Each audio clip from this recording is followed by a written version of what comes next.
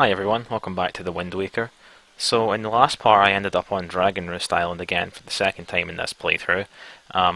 It's daytime now, so we can actually hear the music this time. I think it was nighttime the last time I was here, although I might be making this up, I don't really remember. Anyway, what I'm going to do for this part is, well, what I've done already off screen is I've taken a lot of damage. As you can see, I've used 7 bombs and I've also been using these. I've got down to a quarter heart.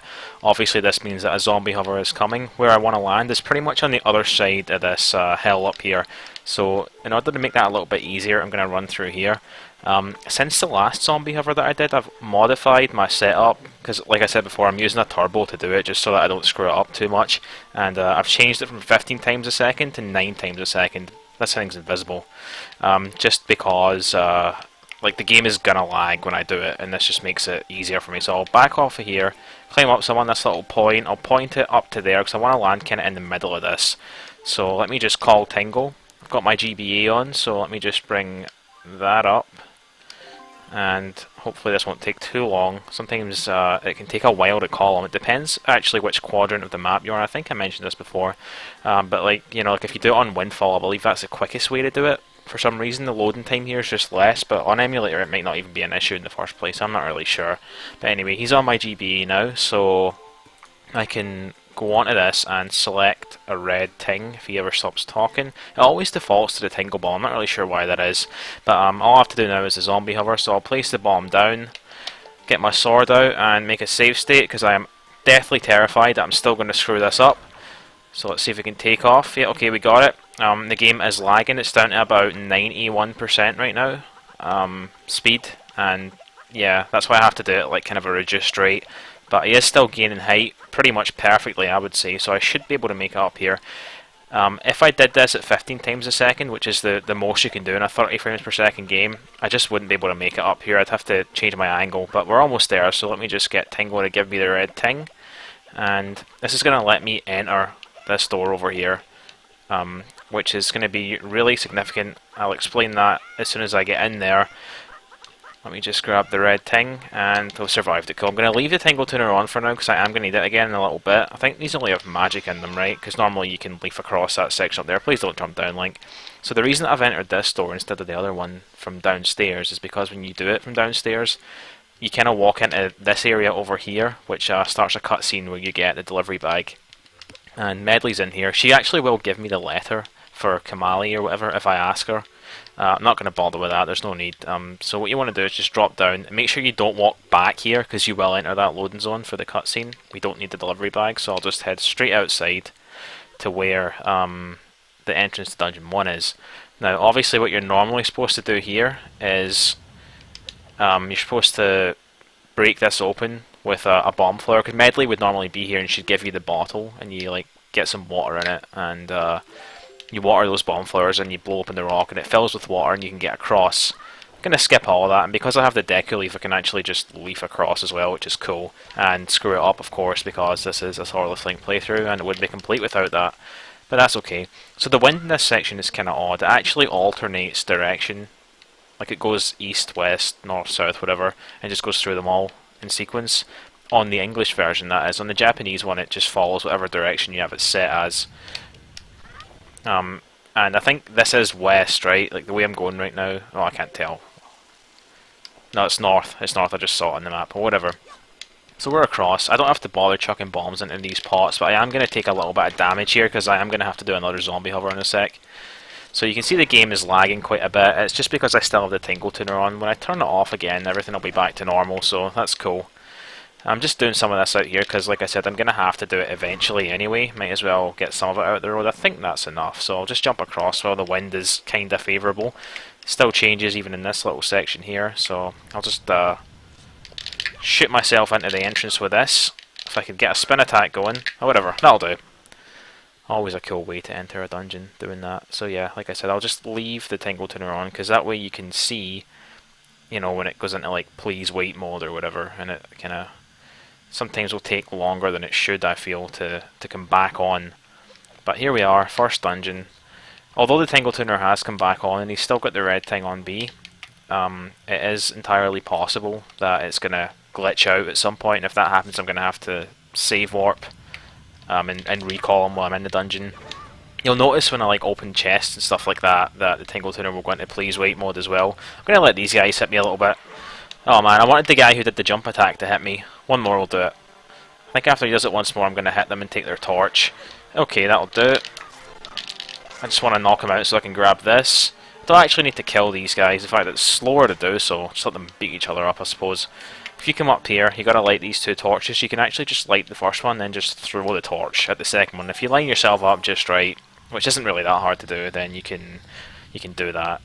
Saves a little bit of travel time, I suppose. So I'm probably going to take another hit or something from those guys actually, because I want to get down to a quarter heart, of course, before I do the next bit.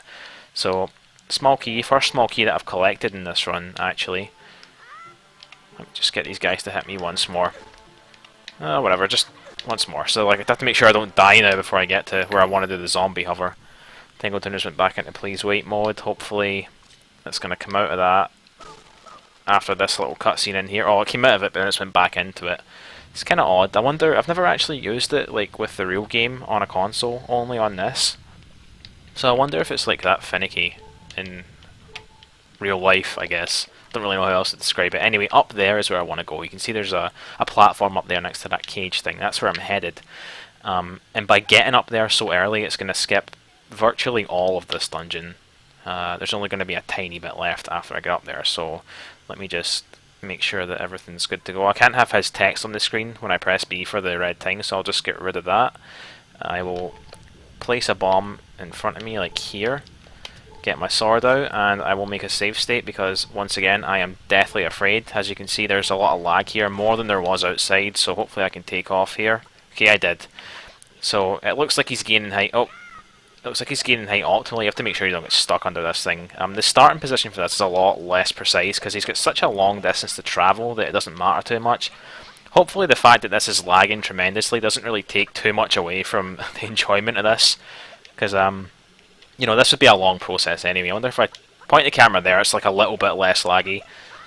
But I guess I kind of want it to be laggier because I've got the turbo thing set to 9 times a second rather than 15, so like the more lag means the more kind of quote-unquote optimal presses that I get in. Anyway, we're almost at the top, so I'm going to call Tingle now, have him give me the red ting. I hope I didn't do that too early. No, I should be okay. I wonder if I can make it all the way to on top of this thing. Although I'm kind of scared that I'm going to like knock myself off, so I'll go down a little bit. There we go, okay, so I made it up, and at this point I am happily going to turn the Tingle Tuner off and switch back to the main scene. So, make a save state there just so I don't have to do that ever again. This is the last time that we're going to use the Tingle Tuner for quite a while.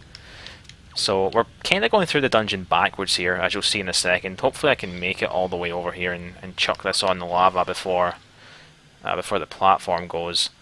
There actually is like a little cutscene that played there, as you saw. Depending on the angle you throw that at, you can skip that cutscene, but it saves like a second or something at most, so I don't really care too much.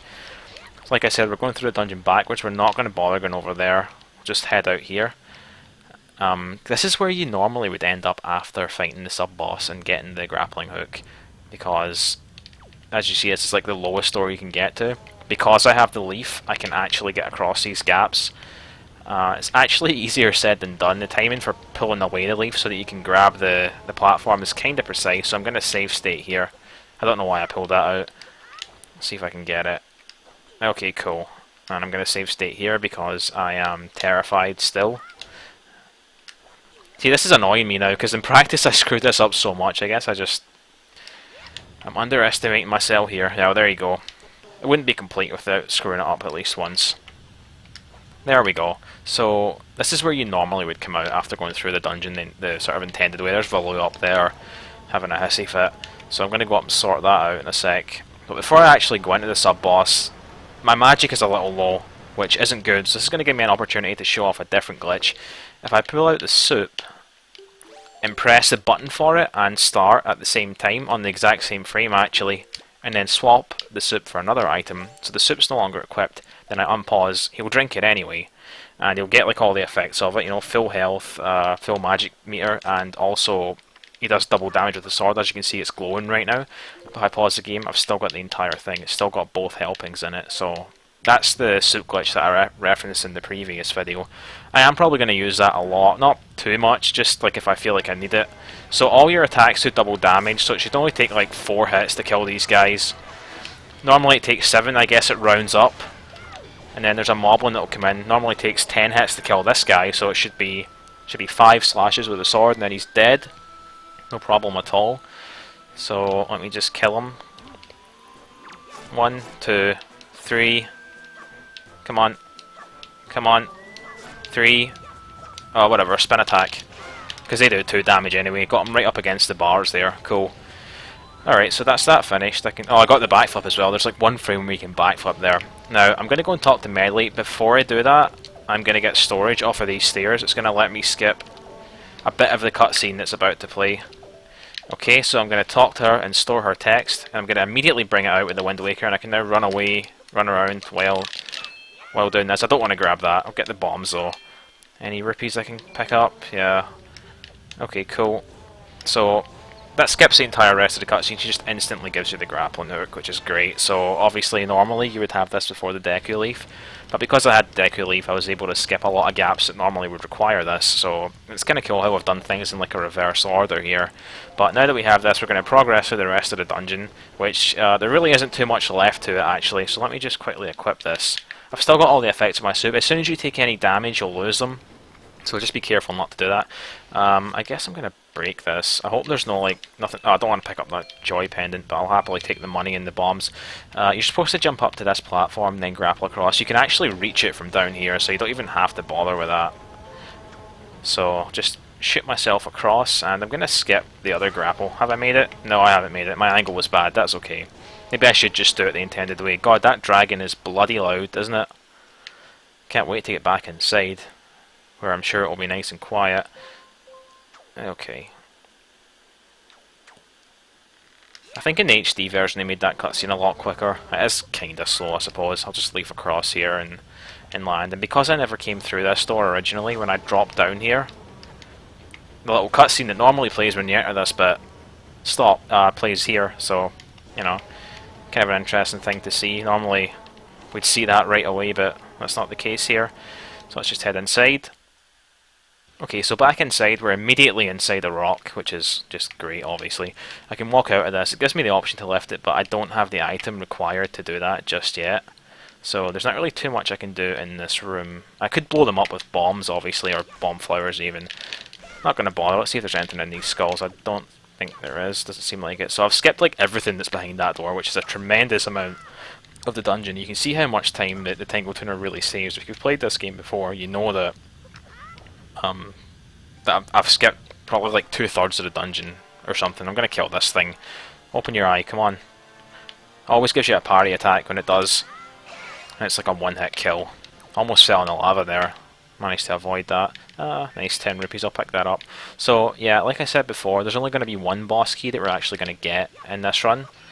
It is not this one. So we're going to do a glitch after I've got these fairies for no reason to get through this door. We're going to use the same kind of glitch that I used in Forest Haven, where I activate storage and then open a chest to reduce the size of Link's hitbox. I don't even remember what's in all these pots, but now I need to know. I had a feeling it would be money. Anything over here? Oh, I didn't mean to pick that up. Oh, well, it doesn't really matter. It means that if I pick any up from now on accident, then it doesn't actually... It's not going to play this cutscene again, so I guess I've kinda saved myself hassle, ultimately. Get the Wind Waker out in his hand. I'm going to climb onto this ledge, I'm going to pull it out and try to cancel it 3 frames before he touches the ground. Got it first try, love it. So now when I open this chest, his hitbox is dramatically reduced. As you can see, he's walking through stuff and the little chest creaking sound is playing. So what I'm going to do now is I'm going to stand up here, I'm going to roll into this wall, and I'm going to let go of everything after the roll starts. And then he just falls right through. So I'll move in a little bit. First person mode, and you see that little crack between the wall and the door? Just going to roll right through it and straight into the loading zone, nice and easy.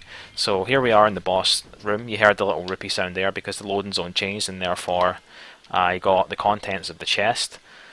So yeah, this is the first boss of the game, second boss that I'm doing. Fast forwarding this a little bit, just because it is kind of a lengthy introduction scene. This boss is kind of a nuisance. I mean, I think I'll have less trouble with it than I did with the whatever its name was, something Demos or something, I can't remember, from Forest Haven. Just first thing you want to do is backflip, get your grappling hook out and just aim up at the tail, and hopefully you can get it before she hits you, which I was unable to do for no good reason whatsoever. Where's the cursor? Okay, cool. Nope. It went back to the little dot. I'm stuck. She's going to hit me again. Unless I can get it. Can I get it? I got it. Cool.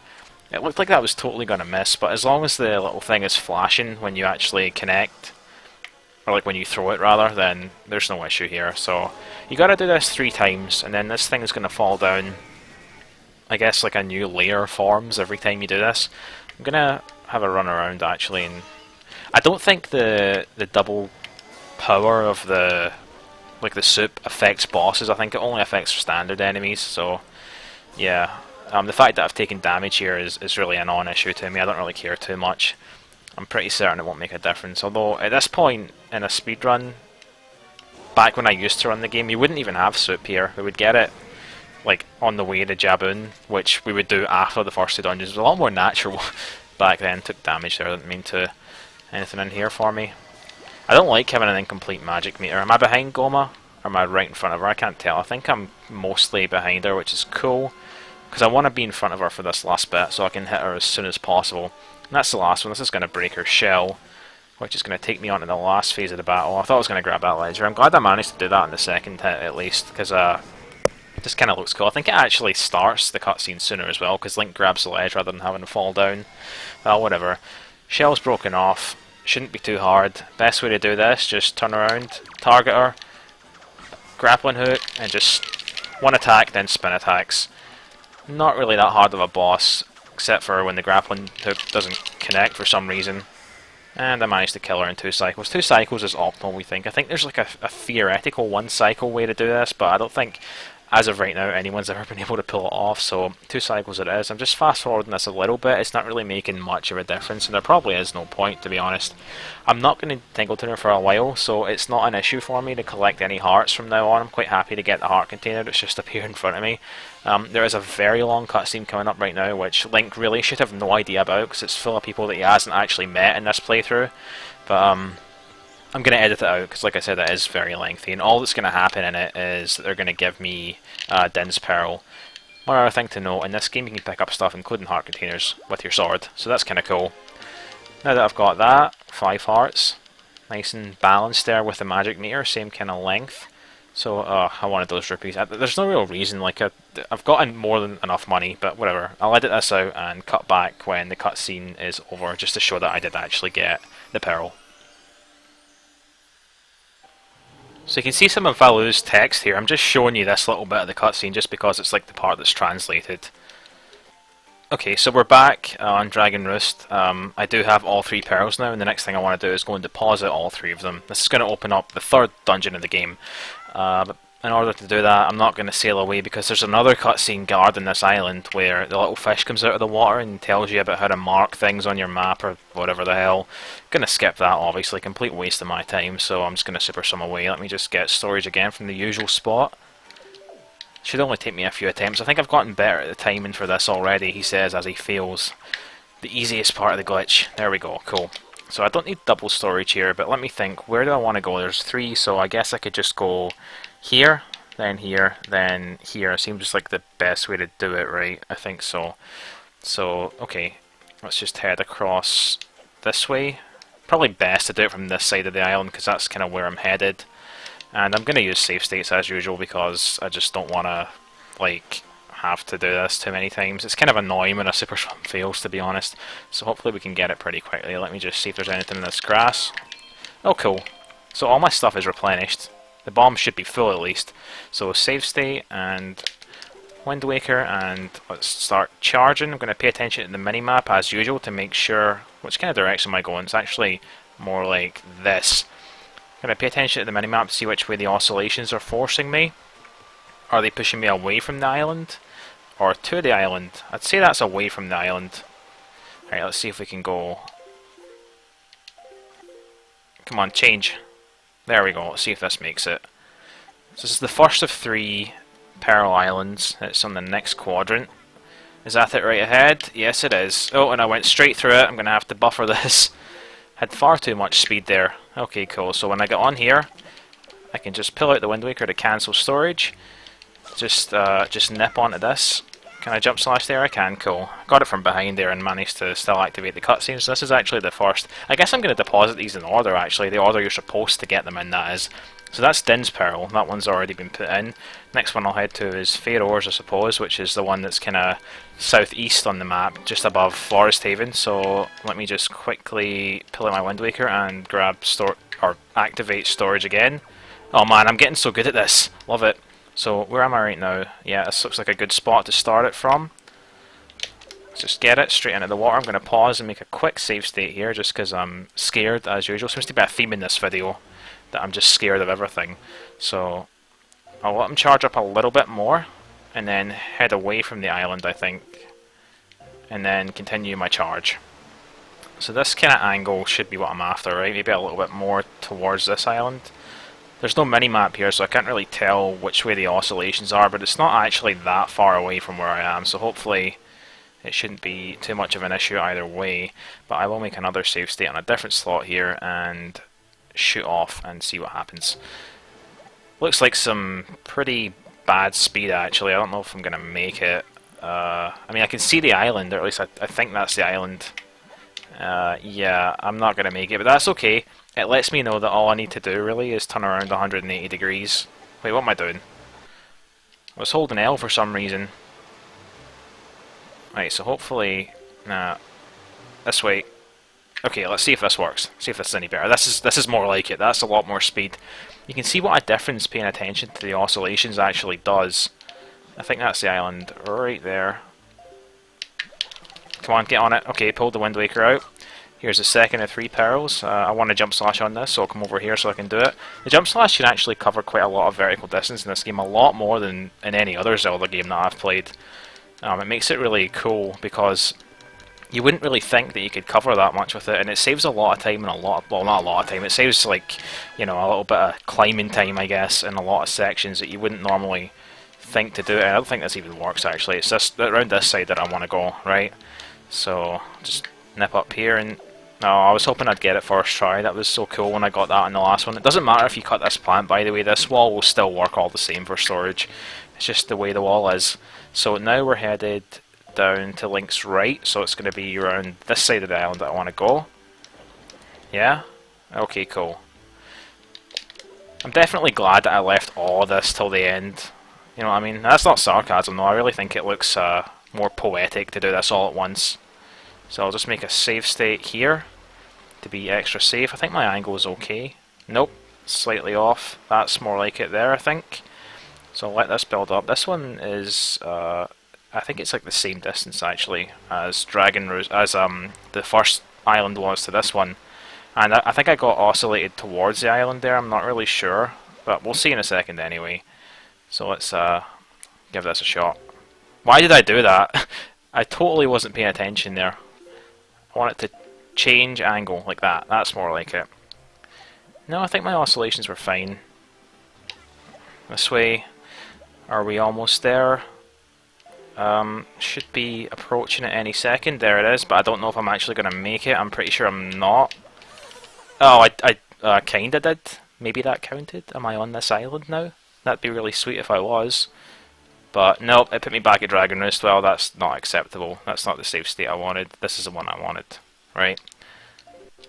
I don't know why I paused, rather than bringing up the map, but okay, so, you know, as long as I angle myself a little bit better, I should be able to land on it now. I've went away past it. God, that is some tremendous speed that I have right now. But there it is. Come on, Link. Just land on the damn island. That mashing was just me trying to press the Wind Waker button so that I could stop it as soon as I landed there. So here's the third one. Yeah, the only one left. What's that little thing on the map? Oh, because the game thinks I'm there, I guess. Little does it know. I'm nowhere close to it. So here's the third peril. All that's going to happen now is that a pretty lengthy cutscene showing the opening of the next dungeon is going to occur, and I am going to skip it because, like I said, it is really long. Okay, so the Tower of the Gods has come out of the ocean. Let's just get a look at it when he stops talking. Oh, okay, so he's still... he's still saying this because he thinks I've just left Dragon Roost because I've just got in the boat for the first time since then. But there's the next dungeon. It's really, really tall. The kind of end goal here is to get to the very top of it, so let's get our sail out and just head straight in. This is the only dungeon where we're actually going to really use the boat at all inside it, which is kind of unique, I suppose. So I'll just sail pump my way there. You can see the little boost and stuff that it's given me, and we're inside it now. So fast forward this little cutscene, it's a little bit slow. So of the first 3 dungeons, this one is probably, I want to say, the least broken. Actually no, it definitely is. There's one major skip in it, but the rest of it's pretty streamlined compared to what they wanted you to do. So I'm going to stop this video for now. Thank you all for watching. Let me just quickly save the game, because I don't want to lose all that wonderful progress that I've just made. So yeah, thank you all for watching. I will see you in the next video where we're going to do this dungeon and probably head to the next area after that. So yeah, thank you for watching.